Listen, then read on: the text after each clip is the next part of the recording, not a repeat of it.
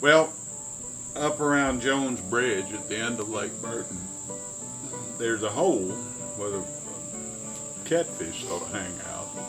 They get that cool water coming in from the river down below Persimmon.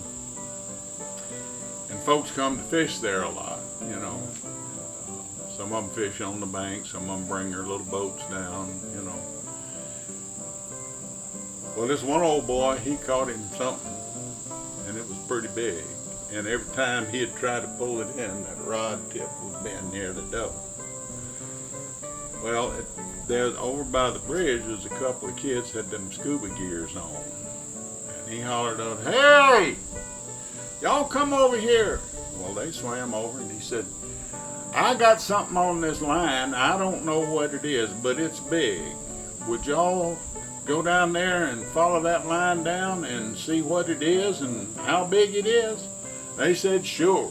So they took off.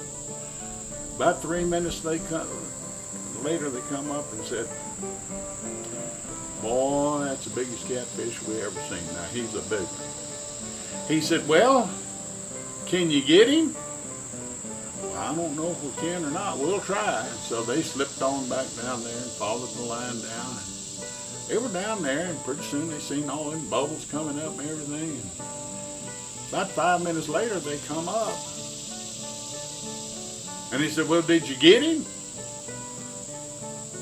"Well, no, sir. It's sort of funny. You know, the DNR, they put a bunch of car bodies down there to make a fish habitat, and they've done a good job with that.